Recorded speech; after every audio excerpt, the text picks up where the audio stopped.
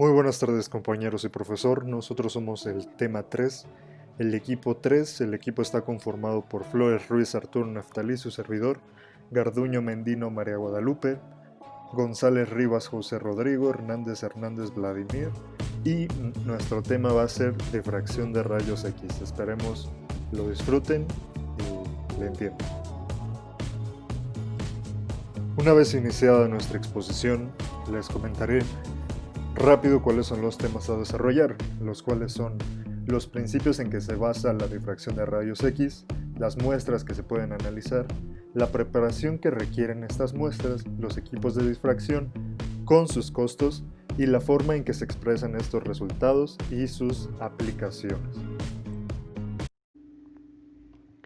Los principios en los que se fundamenta la técnica de difracción de rayos X. Bien, en primera instancia necesitamos saber de dónde vienen los rayos X y sobre todo cuál es su naturaleza. Estos fueron descubiertos en el año de 1985 por el físico alemán Röntgen, el cual denominó así los rayos X porque desconocía este fenómeno. Ya fue hasta el año de 1912 cuando se fundamentó la naturaleza de los rayos X, y a la vez se utilizó en la caracterización de cristales, el cual proporcionó un método para investigar la estructura de la materia de manera simultánea. Bien, entonces, ¿qué son los rayos X? Son radiaciones electromagnéticas similares a la de la luz solar, pero con la diferencia de longitud de onda, que es mucho más corta. Está comprendida en la escala de los Armstrong, que es igual a 1 por 10 a la menos 10 metros. Generalmente, los rayos usados en la difracción tienen longitudes de 0.5 a 2.5 Armstrong, y en una comparativa a la luz solar es que esta mide 6000 Armstrong. Y ahora, ¿cómo vamos a producir estos rayos X? Pues la manera más efectiva es utilizar un tubo de rayos X, en el cual tiene un sistema que dispara electrones cargadas con suficiente energía cinética, el cual se hará incidir sobre alguna materia. Esto desprenderá los rayos X. Estos rayos X son emitidos en una mezcla de diferentes longitudes de onda, y la variación de intensidad con la longitud dependen del voltaje del tubo. Para generar un espectro característico necesitamos que el tubo de rayos X tenga un voltaje superior a un valor crítico y dará a la emisión de estrechas y agudas longitudes de onda, los cuales serán de nuestro interés. De manera rápida, la operación dentro de un equipo de difracción de rayos X es la siguiente. Primero se generan los rayos X en el tubo, los cuales se dispararán sobre la materia a un cierto ángulo, el cual debe ser conocido. Como segundo punto ocurrirá la interacción de rayos X con la materia, en el cual se llevará la interacción constructiva de los rayos. En el tercer punto, estos rayos que tuvieron una interacción constructiva serán detectados. Como cuarto punto, estos rayos detectados serán procesados por una computadora. Y como último punto se dará el resultado de estos rayos detectados mediante un difractograma. Bien, ahora ¿cómo va a ser la interacción de los rayos X con la materia? Pues las ondas que inciden sobre la materia tendrán interacción con el primer y segundo plano de la estructura cristalina. Estos serán los rayos incidentes. Después de que chocan con los átomos, estos rayos serán dispersados. Y para que ocurra el fenómeno de difracción se debe formar una interferencia constructiva. Es decir, que los rayos deben tener la misma posición de salida y para que cumpla deben tener el mismo ángulo de salida.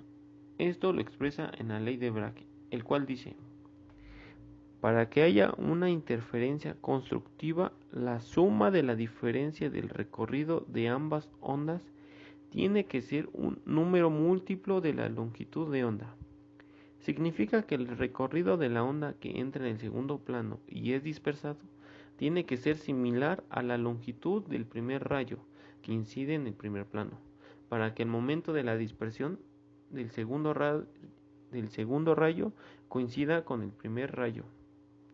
En caso de que la salida del segundo rayo dispersado no coincida con el primero, estos se anularán y se le conocerá como interferencia destructiva. Otro importante fundamento es el estado cristalino de la materia.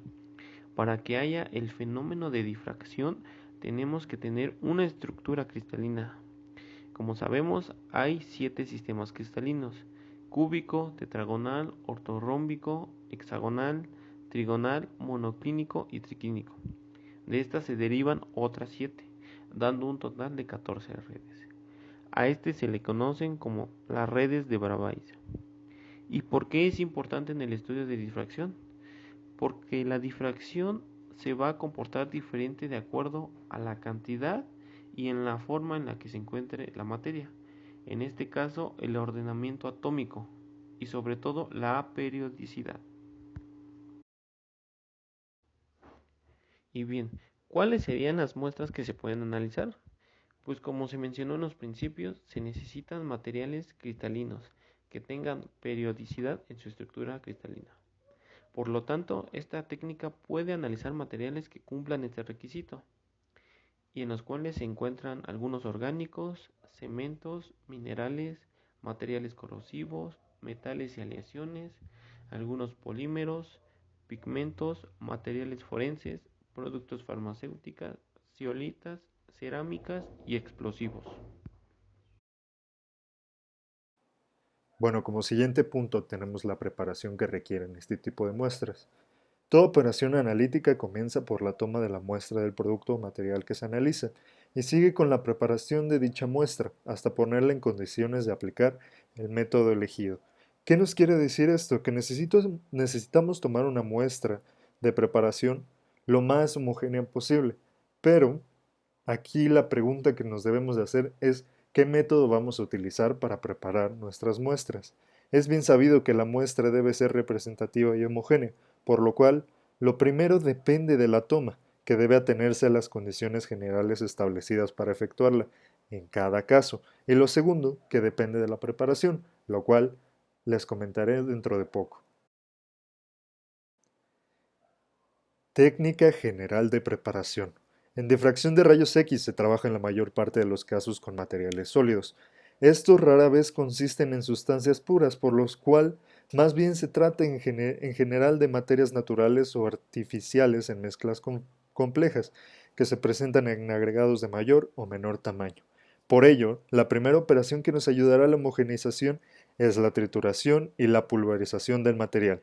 Tanto más fácil es alcanzar un alto grado de homogeneidad, cuanto mayor sea el grado de finura, y esto requiere medios de molienda y refinación, como lo hemos visto, al igual que el control de tamaño de partícula, los cuales son herramientas muy útiles e imprescindibles para la preparación de la muestra. Una vez sabiendo esto, podemos hablar sobre la molienda y la homogeneización. El caso ideal de un material uniformemente fino es imposible de lograr. Ustedes saben lo difícil que es lograr esto, puesto que en la trituración y la molienda se dan estadísticamente todos los tamaños posibles entre cero y un cierto máximo. Por consiguiente, si se quiere conseguir homogeneidad, ello ha de ser base de un grado elevado de refinado en toda la muestra representativa tomado para el análisis, haciendo que ésta pase a través de un tamiz del orden de 5 a las 10 micras de luz de malla, con lo cual se tendrá un polvo con granulometría continua comprendida entre 0 y 5 a 10 micras. Otra alternativa sería el corte de una probeta y, como hemos visto, el pulido y acabado espejo para la utilización posteriormente de baquelita como soporte, con las dimensiones adecuadas para nuestro portamuestras, ya que si éste llegara a exceder las dimensiones del área en la que se tiene por fabricación o en las cuales se necesitan las medidas a nuestro tipo de microscopio, podemos tener resultados erróneos o variaciones en nuestras muestras, lo cual queremos que no suceda. Y como último paso y no menos importante, tenemos el montaje del material en el portamuestras. Para empezar el montaje de la muestra en el portamuestras, es necesario distinguir y tener bien organizado nuestra superficie de trabajo, ya que si no lo llevamos de una manera organizada, podemos tener contratiempos en nuestro proceso de montaje. Los principales materiales y utensilios son muestra a analizar, tijeras, pinzas de atornillador y espátula, por si los llegamos a requerir al montar nuestra pieza. Lijas, guantes de látex, ya que es muy importante mantener las superficies limpias en las que trabajemos. Paños para el limpiado de nuestras muestras. Un plumón para ayudarnos a identificar nuestras muestras. Cintas conductores, ya que, siendo de cobre, aluminio y grafito, hay que tener mucho cuidado en las limitaciones que debemos de tener con estas. Las portamuestras y la bayoneta para introducir las muestras al microscopio. Como les había comentado, es importante conocer las limitaciones que podemos tener con cada uno de estos utensilios. En el caso de las cintas de conducción, es importante saber cuál es la que presenta mayor conductividad, que en este caso sería el grafito, pero depende mucho de nuestra muestra analizar para saber cuál será la cinta que podemos utilizar, ya que podemos afectar nuestra muestra si es que tiene propiedades similares y así nos podemos evitar un análisis erróneo, ya que si presenta propiedades similares nos podemos confundir o incluso en la evaporación de nuestra muestra podemos llegar a tener errores de análisis. En el caso de los portamuestras, deben ser únicamente especiales para cada microscopio, ya que cada uno tiene medidas específicas. Como ya habíamos comentado, la importancia de que nuestra muestra esté al ras de la base es que así evitamos que el haz de electrones llegue a chocar con algo que no deseamos analizar. No olvidemos que tenemos que saber qué tipo de portamuestra necesitaremos en cada requerimiento que lleguemos a tener de nuestras pruebas. El primero que llegamos a observar de izquierda a derecha es en el cual podremos poner más de una muestra. En el segundo podremos poner una muestra en la cual tengamos una base de baquelita o incluso alguna muestra en la cual nosotros podamos adaptar el tamaño y así dejarlo al ras como antes habíamos mencionado, y el tercero, que es una muestra pequeña, un poco más específica en tamaño y dirigida a nuestro requerimiento, la cual va a ser de solamente una. Los tres tipos de portamuestras tienen orificios en la parte inferior, donde se insertará una varilla llamada bayoneta, la cual tiene un lubricante en la parte metálica, para facilitar la introducción de estas en el microscopio.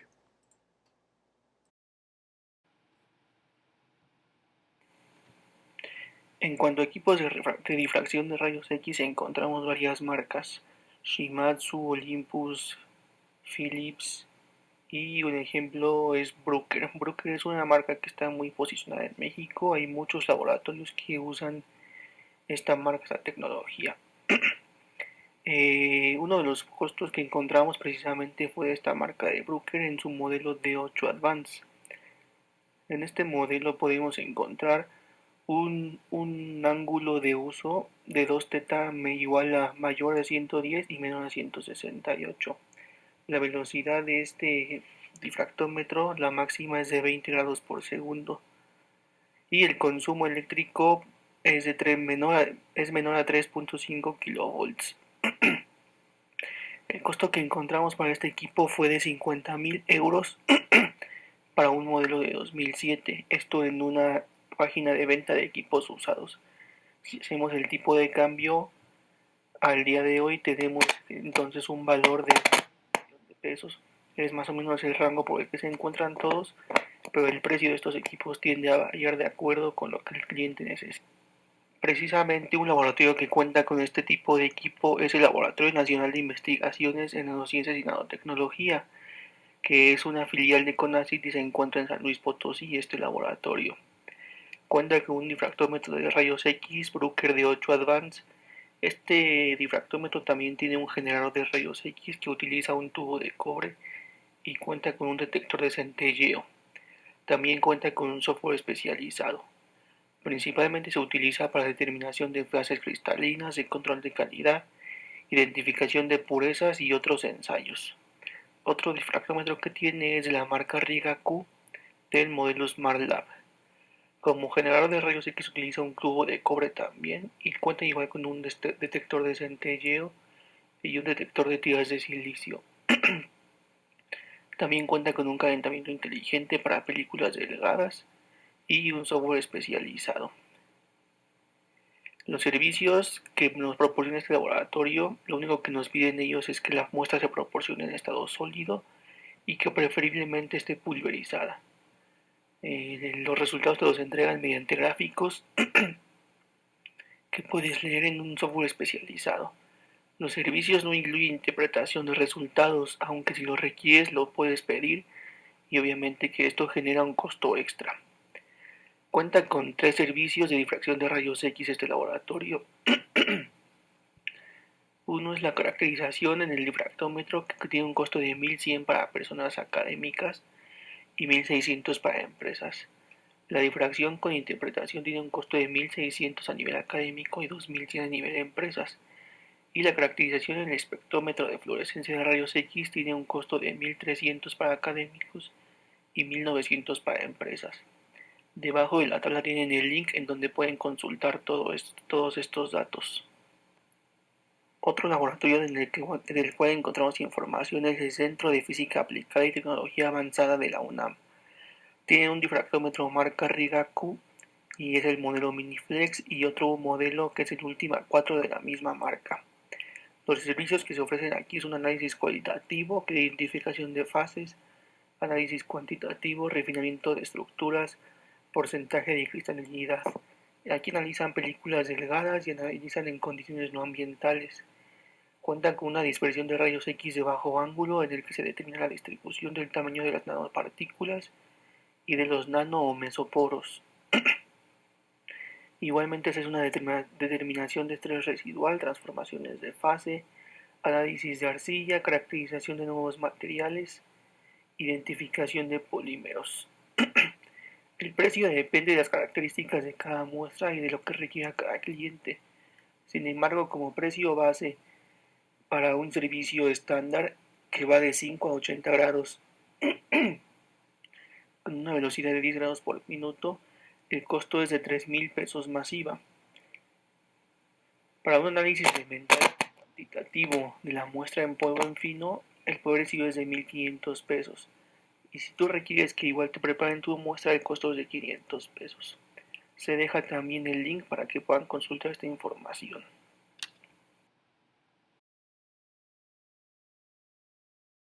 Una vez que se conoce el principio básico de la difracción de rayos X, podemos decir que una interferencia constructiva es aquella que cumple con la ley de Bragg. Cuando esto sucede, se obtiene una respuesta, y a esta respuesta se le conoce como difractograma. Un difractograma nos va a proporcionar información que nos ayuda a identificar y cuantificar los componentes presentes en los materiales. Ya que cada componente tiene un patrón único, podemos decir que es como su huella dactilar. Los difractogramas nos van a reportar datos de intensidad de rayos X difractados en función del ángulo 2θ. Existen datos sobresalientes que se pueden obtener a partir de un difractograma. El primero es la posición de los picos en valores de θ y 2θ. Cuando se tiene un haz difractado para un conjunto de planos, la difracción puede producirse también en otros planos. Por ejemplo, si se tuvo el haz difractado en el conjunto de planos 1, 0, 0, también puede ocurrir en 1, 1, 0, 1, 1, 1, etc. Entonces, es necesario tener una relación que nos ayude a predecir el ángulo de difracción para cualquier conjunto de planos. La segunda característica importante es la intensidad del pico. El valor se asigna a partir del pico más alto. Al pico más alto se le asigna el valor de 100 y se hace la equivalencia para los demás picos. Pero sabemos que la intensidad de los picos puede verse afectada por diferentes factores. Uno de ellos es el factor de polarización. en donde aunque todos los electrones se dispersan los rayos X en todas las direcciones, la intensidad del haz dispersado va a depender del ángulo de dispersión. Es decir, la intensidad es máxima en la dirección del haz incidente y mínima en la dirección perpendicular a la incidente. El factor de absorción es otro que es también muy importante y debemos de tomar en cuenta. Este efecto es la disminución de la intensidad conforme la radiación atraviesa la muestra. Y por último, tenemos el factor de temperatura. Y sabemos que los átomos no ocupan posiciones fijas en la red. Siempre están sometidos a una vibración alrededor de sus posiciones de equilibrio. Entonces, la agitación térmica va a provocar una disminución en la intensidad de un haz difractado. Y finalmente tenemos el perfil del pico, en donde la contribución al ensanchamiento de los picos se va a deber principalmente a dos factores, el tamaño del cristal y la extensión. Finalmente, para cerrar el tema, vamos a hablar un poquito de algunas aplicaciones de la difracción de rayos X. La primera de ellas es la identificación de fases. Ya sabemos que el difractograma de rayos X es la huella digital de los componentes. Y sabemos también que una fase cristalina siempre va a producir un patrón de difracción característico, ya sea en estado puro o como constituyente de alguna mezcla.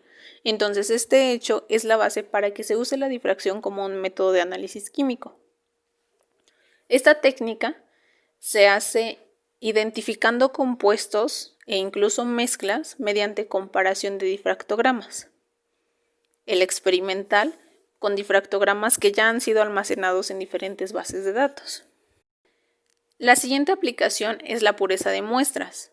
En una mezcla de compuestos, cada fase cristalina va a contribuir al patrón de difracción.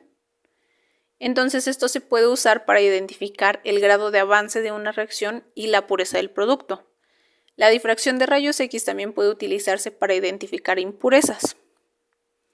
Pero la limitante es que la impureza debe ser cristalina. La siguiente aplicación es la cuantificación de fases componentes. Una mezcla de compuestos origina una superposición de los difractogramas de todas y cada una de las fases. Entonces, así podemos determinar cuántas fases hay, cuáles son y en qué proporción. Estas solo son algunas de las aplicaciones que tiene la difracción de rayos X. De hecho, existen muchas otras aplicaciones, pero hablar de ellas nos llevaría mucho tiempo. Entonces solo quisimos hablar de aquellas que creemos son más afín a lo que en este momento estamos estudiando.